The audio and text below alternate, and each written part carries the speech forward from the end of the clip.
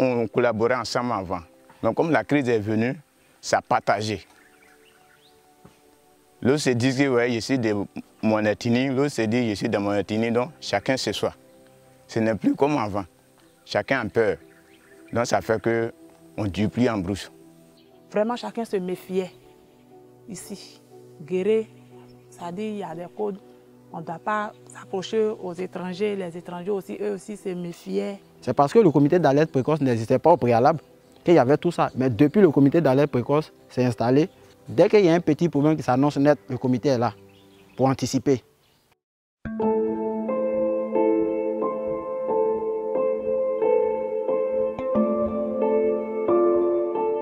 Qu'il s'appelle comité de paix, comité d'alerte précoce, comité de paix et de développement, comité WASH ou comité de protection, la récente décennie de crise militaro-politique a vu la mise en place d'une multiplicité d'infrastructures de promotion, de la cohésion sociale et d'un vivre ensemble apaisé dans les zones de concentration des conflits locaux en Côte d'Ivoire.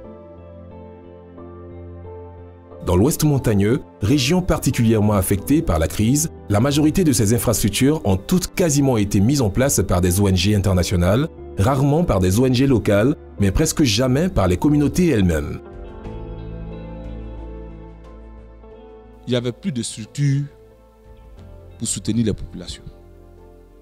Les comités de paix qui ont été mis en place sont venus de là. Il fallait trouver un cadre permanent où les différentes communautés pouvaient échanger, débattre de leurs problèmes, trouver des solutions, le temps que peut-être l'État ou bien la guerre même finisse complètement.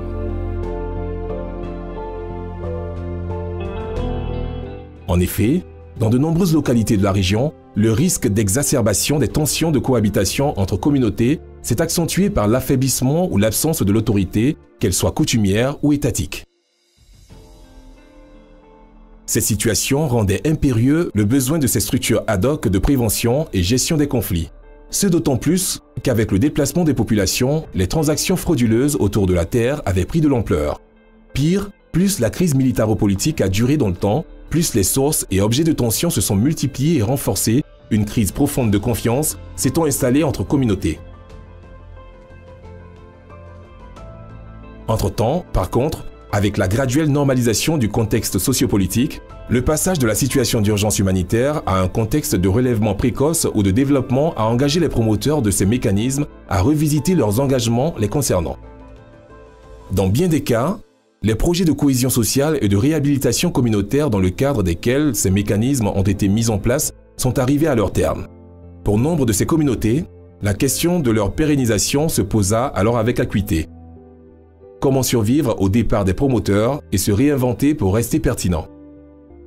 L'option prise fut pour certains de ces mécanismes de renégocier leur mandat et d'ajuster leur approche, notamment en matière d'implication des communautés dans la prévention et la gestion des conflits. En 2005 à Bangolo, chaque 2 semaines, les professeurs fuyaient. Parce que chaque jour, il y avait des attaques. Donc en 2007, on a plaidé et il y a eu une brigade mixte. La brigade mixte est arrivée pour essayer de voir comment il faut arranger la situation sécuritaire. Bon, donc c'est comme ça nous sommes restés sur place un peu. Mais nous avons vu que cette situation ne nous arrangeait pas toujours. Mais nous avons décidé maintenant d'impliquer les communautés dans la prévention de la paix. L'objectif recherché pour nous, c'est d'impliquer les acteurs, c'est-à-dire les éventuels protagonistes. Nous les impliquons dans un premier échelon. Le premier échelon, c'est chercher à anticiper les différents problèmes, c'est-à-dire répertorier ou capter toutes les situations graves qui pourraient se transformer en conflits intercommunautaires. Et lorsque ces situations sont répertoriées, ce comité-là joue un rôle de règlement de premier échelon encore. Et ce comité mène les premières démarches. Le chef ne peut pas tout faire. Si comme nous tous on était là et puis c'est le sous-préfet. Ou nous tous on était là, on disait c'est la gendarmerie. Or aller à la gendarmerie encore, c'est encore source de problèmes internes. Moi, en tant que chef, le comité de paix est venu pour renforcer mon autorité. Non seulement renforcer mon autorité, mais c'est des instruments de travail. Le chef, il y a des endroits où il peut ne pas aller. il envoie le comité de paix qui s'en va faire des conciliations.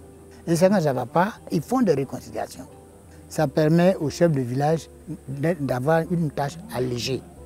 Et ça permet aussi au sous-préfet, sa tâche sera aussi allégée. Ça désengorge un peu le fonctionnement de tout un chacun. En se posant ainsi comme des auxiliaires de gouvernance en matière de prévention et de gestion des conflits aux côtés des autorités établies, ces comités avaient besoin de renforcer leur efficacité et légitimité par une responsabilisation plus accrue des communautés et par un engagement plus actif de certaines de ses composantes, notamment les femmes.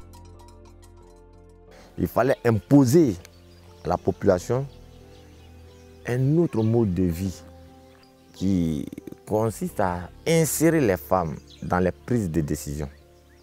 Par le passé, les gens ont vu en mal, mais aujourd'hui, tout le monde est en train de constater que les femmes sont sérieuses dans ce qu'elles font. Si il y a une situation dans une famille donnée, les femmes qui sont dans nos bureaux vont vers ces femmes-là, vont vers ces familles pour leur donner des conseils, pour les amener à se comprendre, pour les amener à s'entendre mieux. Et quand ça ne va pas, c'est là elles viennent expliquer au chef, ah on est parti, voilà comment ça se passe. Et ensuite, on fait partie du comité de paix. Je sais bien que je suis femme, mais le travail que j'ai fait dans le village maintenant là, moi-même je sais. Dans 2 jours là, il y avait Palav Progrolé avec les Nzoudé. Si nous on n'était pas dans le groupe de comité de paix, il y avait un gros Palav qui voulait sortir. Dans le côté des bas-fonds. On a dit à les garçons, laissez au village, c'est nous les femmes, on va aller faire enquête d'abord là pour venir. On allait là-bas, on a trouvé les gens, mais aussi si les terrains sont en train de travailler. On est venu. On a dit ça à comité de paix. On a essayé de rentrer dans les villages. Ça n'a pas pu. Les chefs disent qu'ils ne veulent pas. On s'est levé, nous les femmes, on s'est levé pour aller voir le sous-préfet. Et voilà ce qui se passe dans nos villages. Il a dit oui, ce que vous allez faire, c'est bon. Mais comme ça, si vous n'étiez pas parti là-bas, ça allait devenir gros par là. Fort de ce soutien de l'autorité, quelques-uns de ces comités ont tenté l'expérience de revisiter leur démarche, notamment dans la façon d'approcher les communautés. Avant, on faisait les sensibilisations à grande masse, dans le village, au micro, avec des musiques, on appelle tout le monde. Mais j'ai vu que c'était pas trop ça, parce qu'en faisant ça, là, beaucoup ne comprennent pas. Et la paix, là, ça commence par soi-même d'abord, avant de sortir avec. J'ai vu que sensibilisation de porte en porte est bien écoutée par rapport aux sensibilisations en gros. Parce qu'en gros, là, ceux qui viennent là, beaucoup ne viennent pas pour écouter, ils viennent pour se moquer.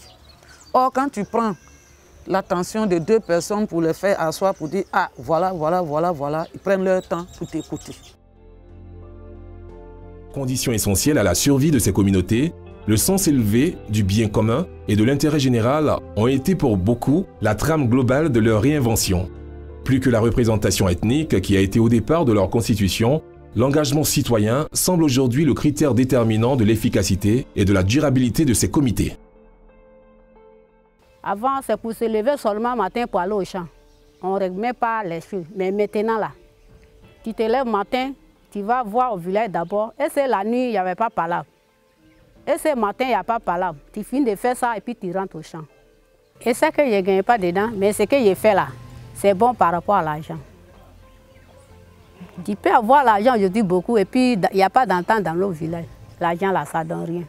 Ça peut partir comme ça. Mais quand il y a entente dans le village, un peu l'argent que tu vas gagner là, tu sais comment tu vas manger. C'est à cause de ça, moi, je suis dedans. Je considère que je suis devenu guéri. Après 13 ans de vie à Bangolo, je suis devenu guéri. Donc ce qui touche les guéris me touche. Donc pour que vraiment nous vivions tous dans la paix ici, c'est pourquoi je suis engagé. Ce n'est pas pour avoir un gain après. Un jour, je vais quitter Bangolo, mais qu'est-ce que je vais laisser à Bangolo? Chacun de nous doit avoir l'amour de son village. C'est-à-dire, il faut te dire que ce que tu fais là, tu le fais pour ton village, tu le fais pour tes parents. Moi, personnellement, depuis près de 3 à 4 ans que je suis là, je suis toujours engagé. Même souvent là, je prends même mon propre argent pour effectuer des déplacements. Et je le fais pour l'amour de mon village, pour l'intérêt commun de tout le monde. Parce que si tu te dis, voilà, qui va venir le faire à ta place? Personne ne peut venir te développer à ta place. Une fois qu'il y a la paix dans mon village, ça c'est un grand nom pour moi. Ils vont dire que grâce à Barthélemy, grâce au comité de paix, on vit bien, il y a la paix entre nous.